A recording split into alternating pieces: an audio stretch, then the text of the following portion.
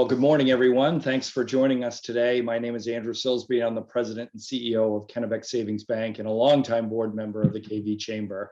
I'll be the moderator for today's event, and it's a pleasure to welcome you this month to our Small Business Resource Team presentation with Greg Glynn. And quarterly, this group of professionals get together and we hear insightful industry-learned knowledge and topics to put forth by our own members of the KV Chamber.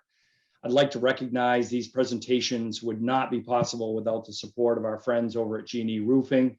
So a special shout out to them for making this possible.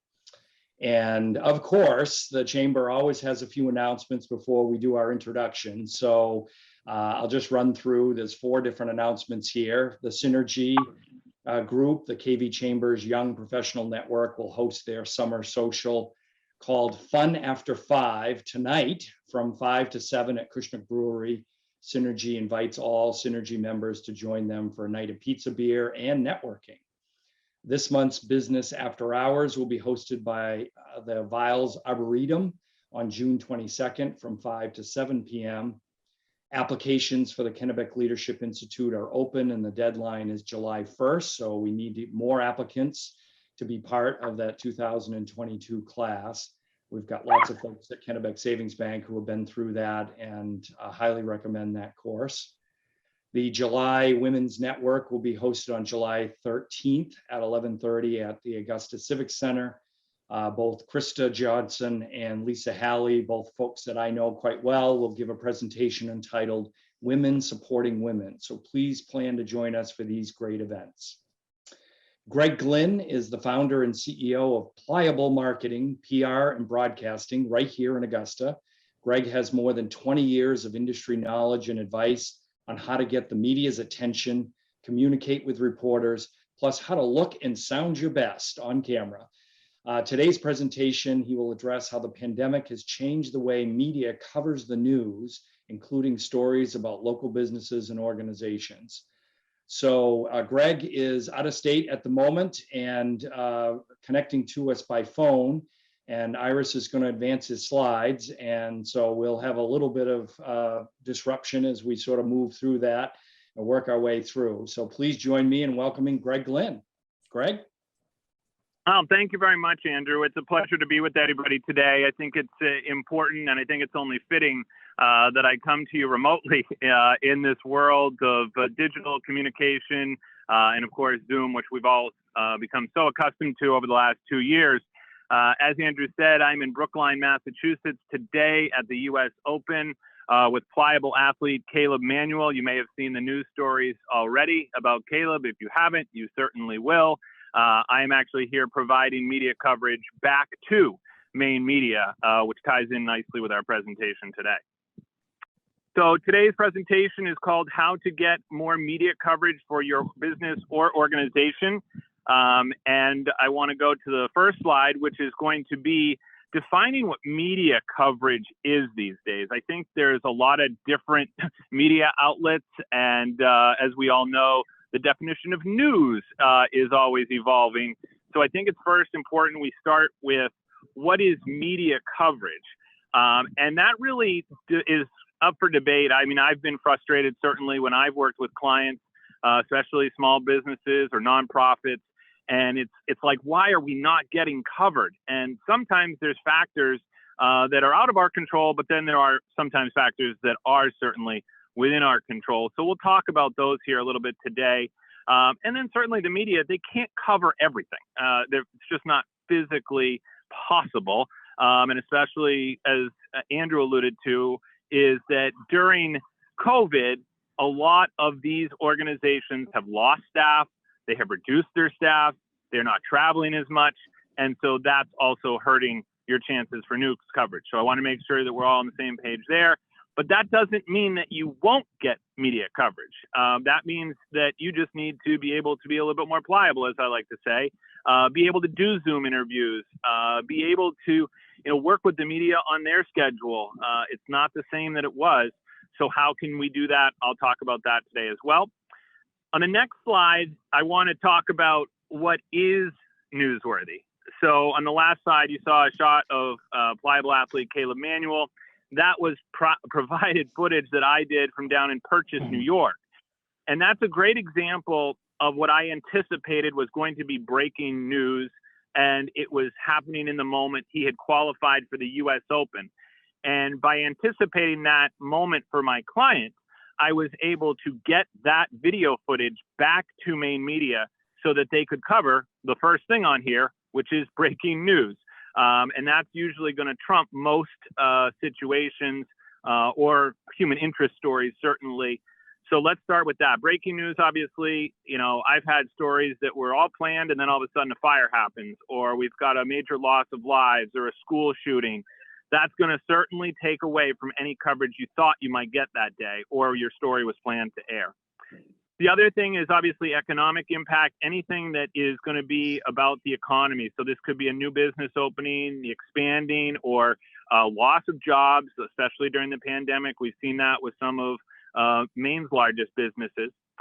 You can also think about this as political. So think about your news and how does this relate to politics? Because that, at the end of the day, up in Augusta, is going to be newsworthy. So if you can find a legislative angle to your news coverage or to your story, you're going to have a lot better success.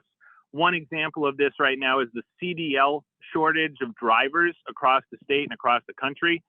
Maine actually recently passed a law that is actually kind of hampered a little bit in the hiring process of CDL drivers. So that was one thing I was working on with a client, was tying that back to that legislation so that then it becomes more newsworthy versus everybody's dealing with a CDL driver shortage. So you have to find the angle that's going to get you covered. Also the local impact. So what is your nonprofit raising money for? How important is it right now in the moment? Obviously nonprofits are raising money all the time, but the idea is that if you can make it more newsworthy, whether it's a national day of the year coming up, or if you can talk about a big donation you received, that is a huge benefit as well.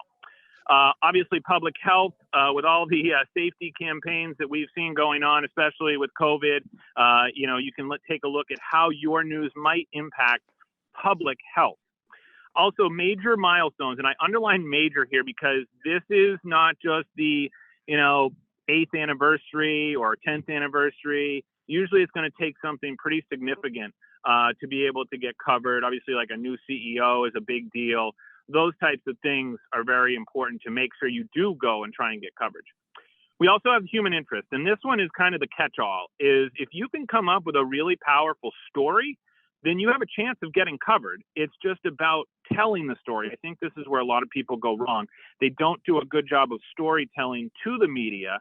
And I compare this when, you know, I have a bedtime story, right, to our kids, and you have to keep it simple enough so that the media understand it and they can digest it. If you make it too complicated, they're not going to be able to follow, and they're not going to be able to tell the story themselves. So it's really important to keep it simple there, but also make sure that obviously you're highlighting unique people, unique stories. And then I also feel the best tip I can give you about what is newsworthy is to watch the news. It's really just that simple. Look at the stories, see which one of these categories that it fits into, and go, oh, okay, maybe I can now find an angle for the story I've been working on related to that story. And that's the other thing about news coverage is you can always find a story that comes out that relates to your story or your business or your nonprofit. So I encourage you to watch the news constantly. On the next slide, I'm going to talk about how to actually increase your media coverage. So the old days, it used to be send out press releases, and press releases are still fine. They're going to at least get you on the radar of the media, but they are not intended to be copied and pasted into a newspaper. Sometimes people think that that's the case. Yes, that can happen, especially when people are short-staffed, but the idea is that that really serves as the platform for what we call media pitching. You need to pick up the phone, you need to be able to send an email to a reporter that covers that beat. And a beat is, it can be sports, it can be economics, it can be local news. You want to find the reporters that are covering your beat or your industry so that you can start networking with them. And I think that's a huge piece of what media relations is all about. So make sure that you are really leveraging those relationships. And of course, social media can really be a huge help in this area. This is where you're going to be able to meet people when they come to do a story. This is an example of Chloe Thibault when she did a story about returning back to the gym after COVID and what's safe, what's not safe. And so she, as you can see there, tagged a lot of different organizations, but she also was using hashtags. And so by you as the organization, the business, the nonprofit, by retweeting this, they're going to love that. So make sure that you're using social media to not only reach out to reporters, but also share the content that they're providing, okay? And so then the next slide talks about what to do when you actually get the media's attention, because it's one thing to be able to get their attention, but then you have to kind of close the sale, is a good way to put it, so that you recognize this is a huge opportunity. This isn't something that you should wake up that morning and go, oh, shoot, I have that media interview today. That's really not the best approach. The best way to do this is to prepare for these media interviews.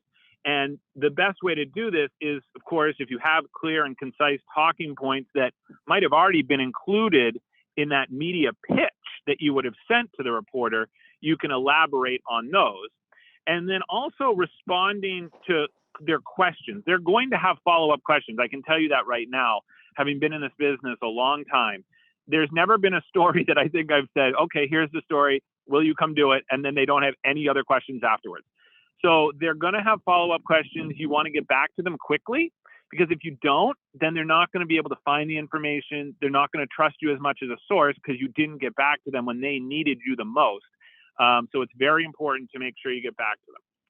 The other thing, and I think Andrew Silsby, you do a great job of this, is having a consistent look when you are on TV or where you are in the media. And it's really important to have branded clothing to make sure that people associate your name, your face with your brand. And that is something that I always try and do as well, because if you think about it, I like to compare it to if you've ever seen the Red Barn Cares van driving around Augusta. It seems as though I see that van all the time. But the truth of the matter is I probably see a silver RAV4 every day and I just don't know it because it's not branded. So the idea is you can be a lot more memorable if you look the same every time and you stand out versus if you wear a red shirt and then a yellow shirt, or you wear your hair up or you wear your hair down. It can make people not recognize you over and over again, and you want that consistency. So the next slide is going to talk about some of the things that are important to the interview process. And this really means working with the media on their terms. I know that may sound difficult, but it's just the way it is. And they are always looking to try and basically find a newsworthy story, but they're also going to tell your side, but they have to tell another side as well. They're not going to just give you an advertisement for your business or your nonprofit. You have to be able to understand, and in a best case scenario, the best media relations people anticipate what could happen. And I'll give you an example of that here at the US Open even, where Phil Mickelson had his comments about the LIV Tour that is going on right now and taking players away from the PGA Tour. So that's a hot topic right now. And I anticipate that will be a question that could come up for my client. So I'm going to prep him for that side of the story. But let's just say 80% of the stories about him are going to be positive. He might get asked one question that could be slightly toward the negative side or be looking for a little bit of controversy. You need to be prepared for that. And I think some people get frustrated with the media because they get caught off guard when that happens, but they're not there, again, to just give you a free ad. So keep that in mind. I also think it's really important to remember that reporters are on very tight deadlines most of the time, especially TV news. You'll see them come to a story at 10 a.m. It'll be on the news at 5 o'clock that night. So if you don't respond to that question that they had, or you aren't able to do the story, or you had to reschedule and all kinds of things, you've let them down, and they're going to be much less likely to do another story with you again.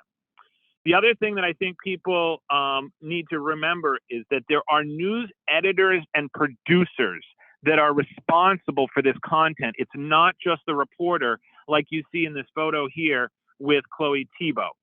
She has assignments from her producers, from her editors to go and do stories. Yes, she can come up with the ideas, but at the end of the day, the assignment editor is the one that says, Chloe, we're going to do this story today. And this is her out there. Honestly, this was at 4:50, that's 4:50 a.m. outside of the Kennebec Valley YMCA for that story about going back to the gym after COVID. And the reason it's out there at 4:50 a.m. is because this was a live shot. And so when you have a chance for a live shot, you're getting the best time slot available. People are getting up, they're getting their day started, they're having their coffee, and that's what you want. So if someone offers you a live shot, do everything in your power to make that happen, okay? That's a really important tip. And then you have to play by their rules. So if they say, hey, we want to be outside and we want to have the lights on inside, well, then somebody's got to be there to turn on the lights and make it look like something's happening. So your staff really need to also be involved as well in these media opportunities. The next thing I'm going to talk about is keys for a successful interview. And I think that this is important in looking at each interview as different. Every reporter is different. They have a different approach, a different style. So you have to control what you can control. That means the accurate information. That means that it has to be the stats that you're going to provide. It has to be the environment. So whether you're doing this remotely, whether you're doing this inside of an empty pool, like you see there with Suzanne Bouchard, you have to have good visuals. So think about the visuals before they show up. Also, control your emotions. Sometimes reporters are going to ask bad questions. Sometimes they're going to ask questions that are a little bit challenging. Sometimes they're going to ask not so smart questions. So you have to, because they have to literally pick up the story that day sometimes and really brief themselves. So the more information you can provide, support them during the interview. Don't come across as arrogant or thinking that they don't know something. They literally probably don't know what your life is like or what your situation is like with this story for your business or your organization. So it's your job to inform them, okay? So the next thing also too is prepare for the worst case scenario. I explained that a little bit earlier, but don't be caught off guard. You have to anticipate when you do an interview, what is the worst thing that they could ask you? And then you have to be ready for that. So then the next thing I think that is important on the next slide, this kind of leads to the message mapping, is that you want to make sure you have clear and concise messages for a successful interview. You don't want to have abbreviations or industry terms or acronyms that people aren't familiar with, because that's going to confuse someone. It's also going to confuse the reporter. They're going to maybe feel a little bit awkward that they don't know what that is, and they're going to have to ask. So you're going to want to make sure that you exactly explain what it is. I see this a lot of times in healthcare. So you're going to want to make sure that you are explaining in full detail rather than assuming, because we all know what happens when people assume things, what can happen. So also, it's really important to practice. I see a lot of people never practice their media interview. They know they're going to have it at the end of the week, and then they just wait till the week comes, and then they just do the one-time interview. And they always, I feel like, always say, oh, I wish I had said this, or, oh, I could have done this better. Well, if you practice your interviews, even with a coworker, that's going to really help you be more comfortable on the subject matter. And it might give you some questions from someone that they might think about that you're not thinking about. So I think that's really a good step to take. The other thing, too, is also you got to try and turn negative topics into your positive talking points. So if they do drag you down kind of a rabbit hole, you have to be able to get the messaging back on track. And this is a picture of me along with Kaylin Bork, one of my Pliable athletes, where she was being interviewed, and they actually had even called her Caitlin in the start of the interview. But then when I got on screen, I was able to quickly reference that Kaylin has been doing a great job. And I didn't say it like that, but the idea was I repeated her correct name. And then when the reporter asked the question the second time, they actually picked up on the fact they had made a mistake in that first introduction. So that's important to, again, be ready and be on your toes to kind of subtly correct things and don't certainly bring up negative issues like we lost 4 employees, this past week. You're going to create maybe a story that they're not thinking about, and all of a sudden, then they're reporting on that story and asking you a lot more about that than they should be about the other topics. So the other thing too is, like I said, correct the reporter at the right time. If they do screw something up, try to avoid doing it obviously during the live interview if it's live, or if it's recorded. It's easy at the end of the interview to say, I just wanted to make sure we're on the same page about something, and then you can go about correcting them versus, you were wrong about that stat. That's going to come across to them as, oh, well, who do you think you are? And then all of a sudden, these are the people that are editing the story for you. And I can tell you, having dealt with media, they're going to go out of their way for somebody that's nice to them. And so it's really important to make sure you're courteous with how you correct them. The next thing is going to be a message map. So message maps are very popular, especially with public relations, because they get all your talking points on one piece of paper.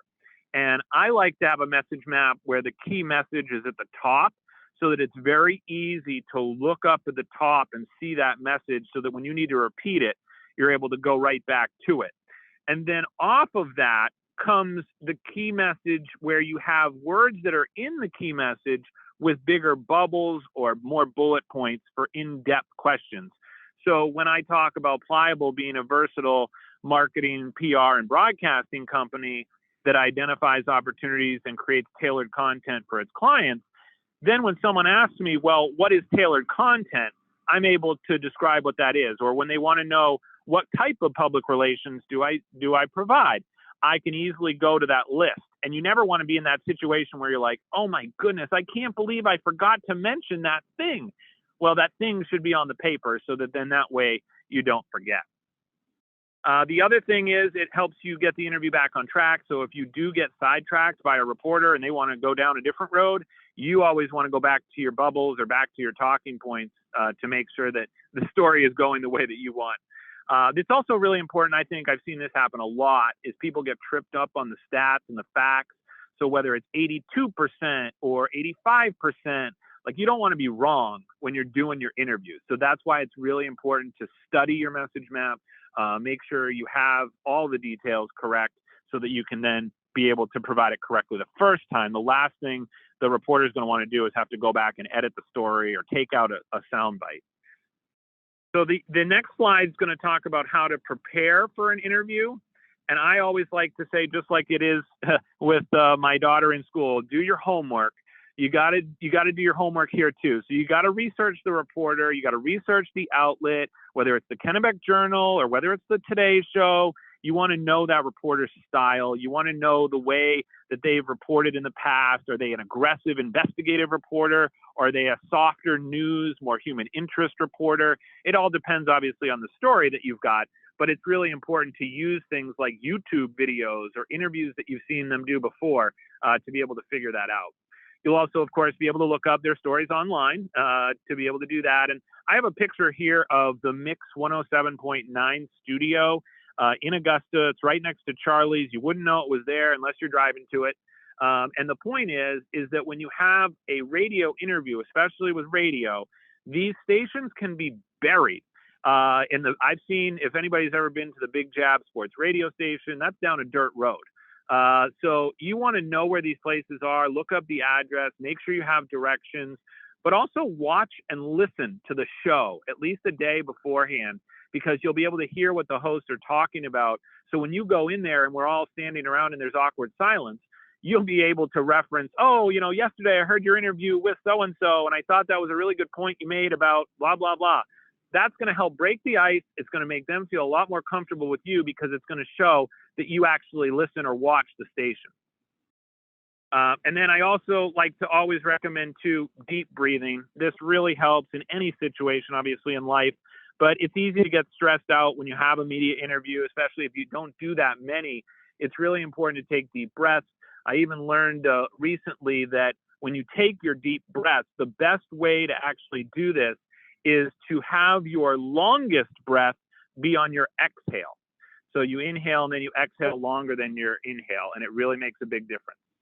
The other thing is don't stress yourself out by scheduling appointments within a certain window of your media interview, because then you're going to be thinking about that and trying to rush back to it or get to it. Or your brain, quite honestly, might just be a little bit distracted, and you don't want to do that. So the next thing I'm going to do is go on to different types of media and why they're different and why it matters. So the first one is obviously newspaper, magazines, and blogs. I put them all kind of on this print category, if you will. But typically these are done over the phone, especially during the pandemic. They're usually going to be about 15 to 60 minutes. I've seen them go even a little bit longer than that. Depends on the subject matter, depends on whether this is breaking news and they need to quickly get a soundbite, or whether they want to have a longer feature story with you. That'll dictate how long the interview is. The other thing is obviously being ready with your facts. And as we said, like a message map is going to be a huge help there. And then also especially, I repeat this, especially with newspaper, traditional newspaper, do not ask to see the interview, because they are going to know that you're a rookie. And they are going to say, I'm sorry, we don't share our articles prior to publishing them. And they're going to then know that you're maybe a little less experienced, and they might be able to then know that they have someone that's inexperienced. So they might ask you a little bit different, tougher questions, or know that you might not have much experience. So don't ask for that. But also, I will say it's important that you know that bloggers and magazine reporters, depending on what they're writing about, or it depends on the outlet, that they actually may offer to you to be able to send you the article to check the facts and to make sure that everything is accurate. So it's not really just labeling print as never allowing you to see the story. There are definitely situations, especially with magazines, I've seen this more recently, where they're checking to make sure that they got everything correct. The other thing I'll mention on the next slide that you'll see here with the Kennebec Journal article about Kaylin Bork is it really depends, as I said, on whether or not what outlet is putting out the news. But traditional newspapers is a no. If they do say no, obviously the one tip I like to provide is that they typically put the stories online at about 5 o'clock. So if you go that day that you were interviewed and you go at 5 o'clock online and do a Google search, you'll find the story, and then you can read it and then correct anything by a nice email to the reporter, copying and pasting the text to say, this line looks like we may have a discrepancy here. Would you mind please changing this to this? And then they'll get back to you, because they typically will work. Typically, a newspaper reporter is coming in at 10 and they're probably leaving at 7. So they're probably still at their desk. So don't feel afraid to email them or call them, especially if something's glaringly wrong. And then also make sure that you'll tell the media contact that you're going to promote the article or the news story on your social media accounts. They really like that. And they'll do more stories with you if you do. And then also making sure you tag the media outlet is really important. The reporter will see that, and then they'll know that you really valued that story. Then I'm going to break this down on the next slide is going to be radio. So this is going to be radio interviews. If you've never done a radio interview in studio, it can kind of be intimidating because they're so short. There's not a lot of time for chit chat. They get you in there and then they get you out of there. So the idea here is that this is typically done in studio, or it can be done over the phone. Obviously with COVID again, a lot of these are being done over the phone. So you're going to want to be prepared for that. And they're really going to be about 5 to 10 minutes, unless it's part of like a longer format show. There's some Sunday morning shows that actually will be about 60 minutes. So those are great to be able to get on. Those are community news, and those will give you a lot longer time to talk about your organization. Those are great for nonprofits. So for our nonprofits out there, I highly encourage you to look those up. And then also, it's really important to be clear and concise with your messaging, especially on radio. If you're going to ramble, then you're going to lose out on the time that you have. You're only going to get a certain amount of time. It's not like with a newspaper reporter where they'll listen to you a little bit. In this case, if you start rambling, then you're wasting kind of the time for the other host to ask questions and things like that. And I can tell you from experience, time flies when you're on radio. So make sure you're clear and concise, and that'll really help a lot.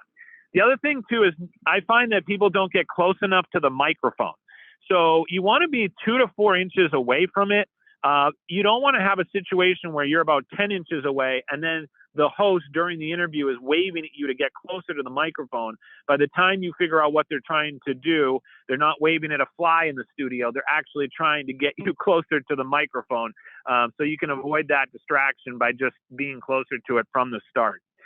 And then also watch what the host is doing when you are talking, because sometimes if they're going to press buttons or they're like looking at reading messages on the computer, or maybe they're reading an article because they do multitask a lot, that's your cue to keep talking. But if they look at you like, okay, time to wrap it up, we all can kind of get those visual cues. And especially if you've been talking already for 5 to 6 minutes, you should know that, oh, I'm probably going to be done here. And you should always know, of course, before how long the interview is going to be, so that then that way everybody's on the same page and they don't say thanks for coming and you're like, wait a second, there's not more. So that's really important.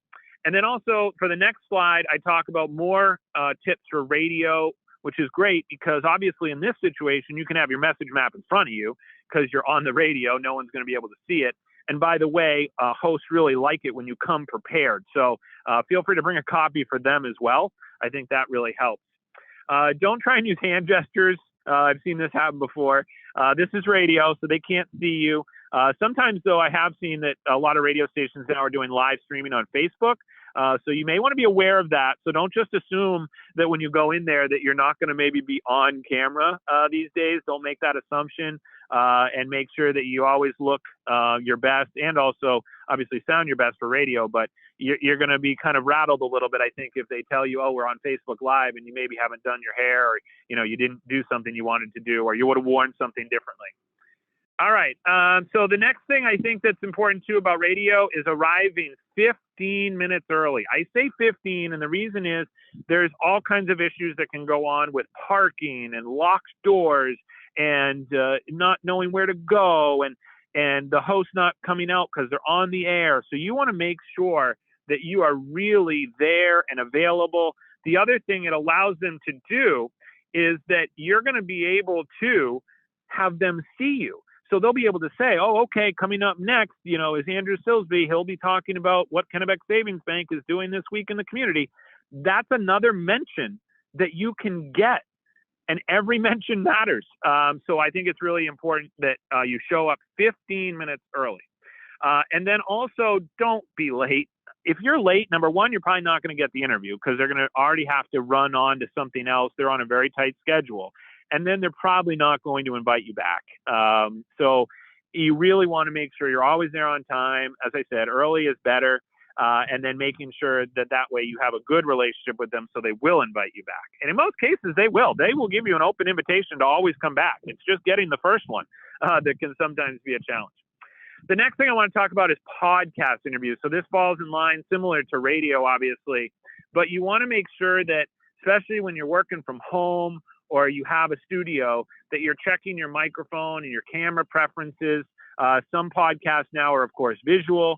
So again, similar to what I mentioned with radio, don't assume that just because it's an audio interview that you might not be on camera or be on Zoom to record the interview.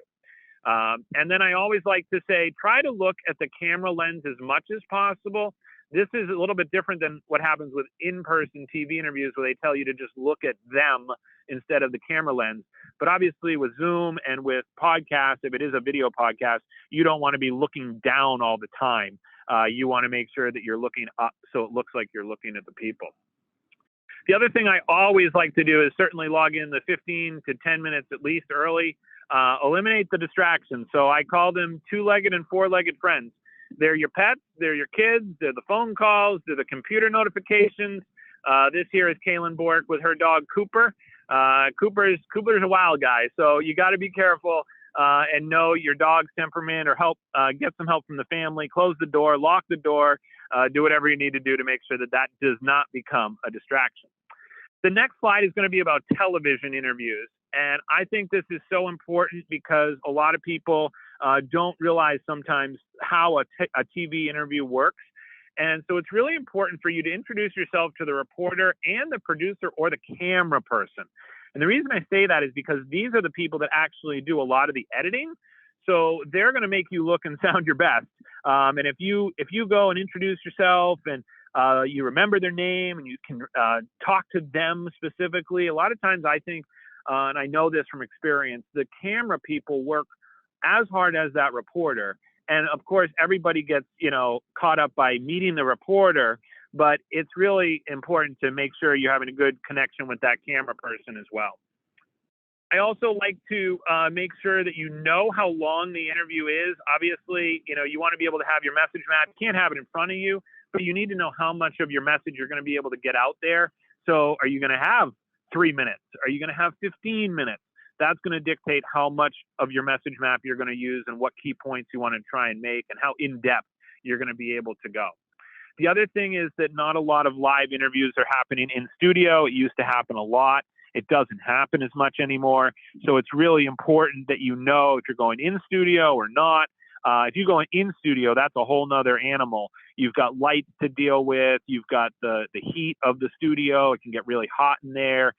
You're going to feel the tension if you're in a newsroom. That is definitely something that's different if you've never experienced that before. So that's another good reason to get there early. But obviously, if you're going to do a TV interview, they're going to want to test your microphone. They're going to usually ask your name. They might ask you to count to 10. They will obviously ask you if it's in person to look at them versus if it is over Zoom, you can look at the camera lens. I find that really helps to kind of have a visual and try and make that camera lens as close to your screen where you actually have the reporter's box of their video, so that you are naturally looking in that direction versus looking off to the left or the right on Zoom. If it's done by Zoom or Cision or whatever you're using, you don't want to be looking off to the left. You want to be looking directly as close to that camera lens hole as possible. So the next thing I'm going to talk about is remote television interviews. And I bring this up because this is, I think, the biggest part that the pandemic has played in media coverage. Obviously, now there's a lot more remote TV interviews. And so it's important to know, obviously, when you have one of these, the platform that you're going to be using. Is it going to be Zoom? Is it going to be, WebEx? Is it going to be GoToMeeting? Is it going to be Google? If you've never used that platform before, you may have to download the app. You may have to have the software on your computer.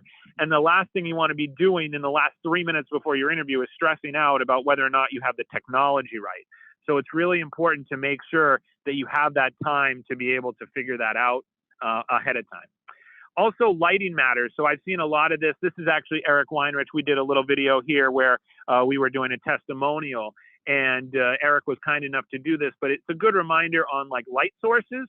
So you can see the light source there coming in on a bright sunny day from his shades is actually going to create more of that shadow effect. And then also making sure that you're positioned in the middle of your camera. Here we had Eric, he was a little lower on the camera screen.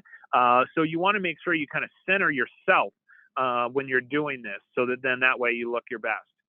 The other thing you want to do is obviously test the day before. It's one thing if you test it at 8 o'clock at night, the night before, but guess what? The sun's not out. And so you're not going to be able to see where that sun position is if the interview is at 9 a.m.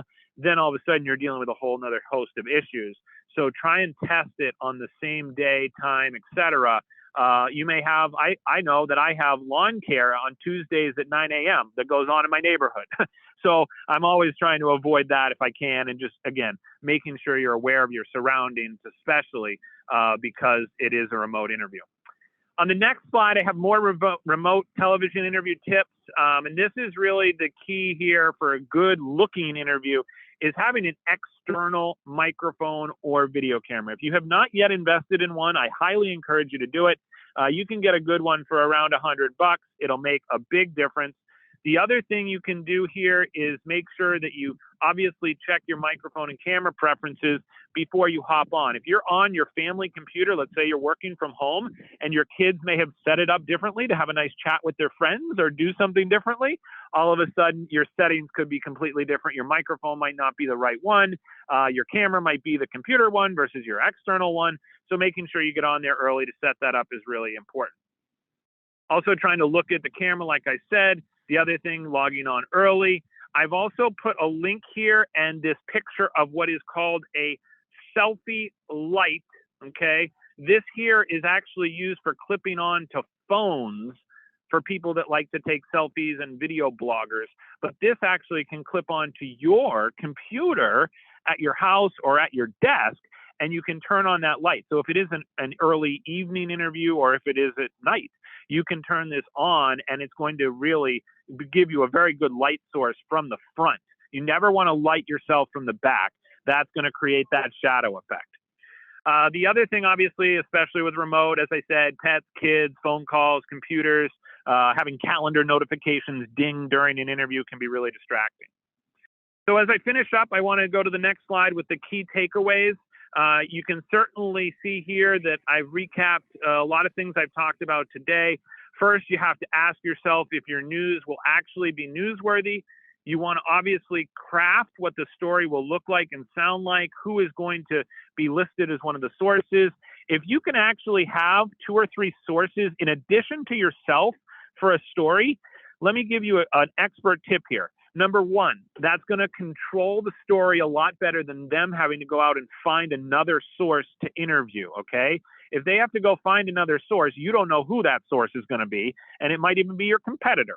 So if you can control the source by giving them maybe someone you work with, so if you're at the bank and then you want to have a customer testify or be in the story about how, right now small business loans are really important or anything like that, give them someone to talk to. You're going to cut down their time on researching who they need to talk to. Plus, you're going to get the person that already does business with you, so they're going to speak highly of you.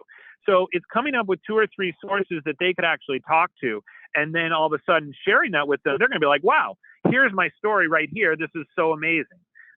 The other thing that I think is really important is customize your talking points. Don't use the same talking points for every single interview. Every audience is different. You need to know if it's a national story or a local story so that your audience is going to be able to really resonate with you and what you're saying. You don't want to come across as not being in touch. And then the other thing, too, is obviously be ready for those remote interviews. We know they're going to happen. Things are happening a lot daily in the newsroom. I've seen interviews where they were going to be in person. They obviously switch over to Zoom because they couldn't get there or something came up. So you're going to want to make sure you do that. And then using social media to your advantage. Use it for pitching. Use it for media follow-up. You can see my story here. This one was from Main Biz. I really enjoy working with Renee. She does a great job, but sending a thank you note, sending it out on social, reposting the story from online, it's so important. It really makes a big difference. And then on my final slide here, I wanted to certainly take any comments or questions. I like to be able to hear if people have had a situation that came up. You can feel free to share your newsworthy story idea here today. I'm even happy to go into that, why I think it would work or maybe not work or what you could do differently. And then if you had any negative experiences or positive experience, feel free to share those. And then again, you can always ask me about equipment. I think equipment is a key to success. I'm literally here today, like I said, at the US Open. I have my iPhone 13, I have a tripod, and that's all I need. And I am going to be broadcasting that back to stations in Maine. They will take my footage, they will use it, and they will be very happy about it. So don't think you need to spend, $10,000 to go out and get a camera. Yes, you obviously certainly want to do that for longer format videos, but when it comes to giving them news, they will be able to utilize most anything, especially even if you put it on YouTube. So that is my presentation, and I'm happy to take questions. Well, great, Greg. This is a wealth of great ideas and recommendations here. There are 2 things actually, Greg, that you taught me that you didn't actually highlight in your presentation, and I thought maybe we could spend a couple minutes talking about those. The first one is not answering in long answers. So when being interviewed, we're all a little nervous. And you taught me to be careful about not doing a sort of run-on sentence. And when you're nervous, you tend to want to do that. So you talked a lot about quotable quotes and making sure that you have a quote in your head that you're trying to get across and not doing the long answers. Yeah, absolutely. I think that is a good point too, because sometimes it depends on your tendencies. And I think, Andrew, it's good to know your tendencies because then you can address them. I've even had situations where you're right. I think the most common thing is to want to ramble. But the other thing I've seen too is when people sometimes get nervous, they shut down. They could be like the most personable person all the time, and then all of a sudden they're giving like 2 or 3, maybe 4-word answers, and I'm like, where did your personality go? So it's really important. I think what I like to say is, having like a 15 to 30-second soundbite. Sometimes people go a little too short. I can tell you from having worked with athletes and CEOs and spokespeople, give the media more than less. They, especially with B-roll, it's the same thing, which is video footage. If you give them 3 minutes of B-roll versus 32 seconds of B-roll, you are going to make their life a lot easier. So I think it is important to make sure you give long enough sound bites so they can cut it up. And then also, like you said, you want to make sure you're aware of your tendencies so that you can either elaborate or keep it a little brief if you know that might be a challenge. And then, Greg, the second thing that you taught me is that nearly every interviewer, reporter will ask at the end if there's anything else you'd like to share. And that I have found to be your moment to get that quotable quote. And nearly every time, that's the one they end up using. And so being prepared for that ahead of time was not something I knew anything about, but they do consistently do it. Any reporter that's got experience will ask that question at the end.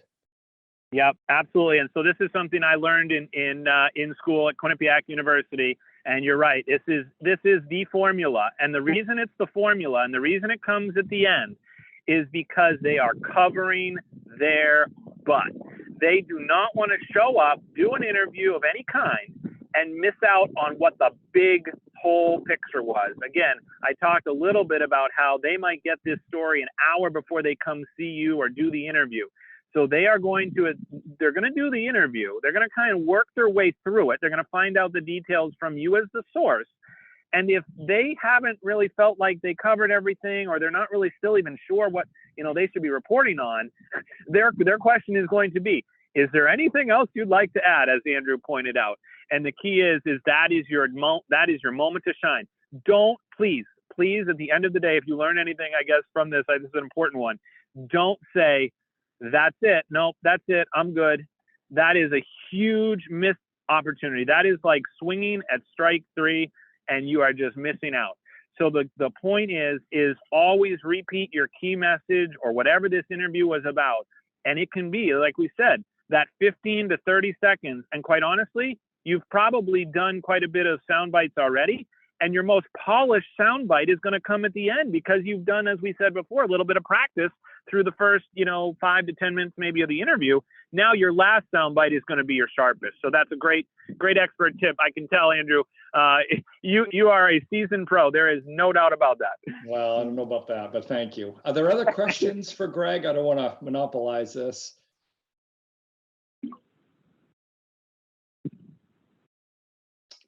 Greg, one other item, you mentioned this, I think, during the pandemic, that news organizations have really reduced their staff. One of the things I've really noticed is, in particular, Channel 6 is kind of the big player, not that the others don't, but from a viewership. And the Channel 6 news reporters show up today. They're the camera person, they're the reporter, they're the interviewer, they're the editor.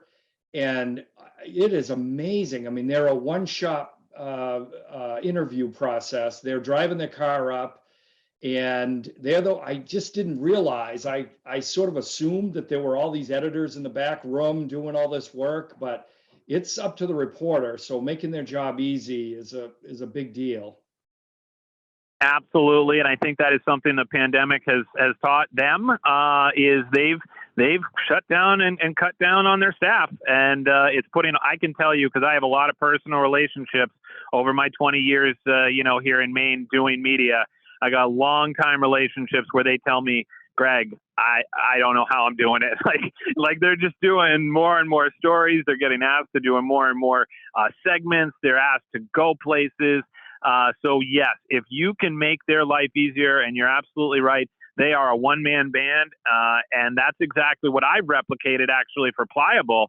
Is I am that one-man band. I went to school for broadcast communications. I know all the little things that make a big difference to them. It can be just even the simple stuff like leaving enough space at the bottom of the screen for their lower third with the graphics for the person's name, or testing their audio, or using, I think it's important too, if you are going to use an iPhone or you're going to use any phone, you can get a very simple external microphone that is a lapel microphone, and that will make a huge difference. I was doing an interview with Caleb Manuel yesterday, and I was using my phone, and there was just too much wind.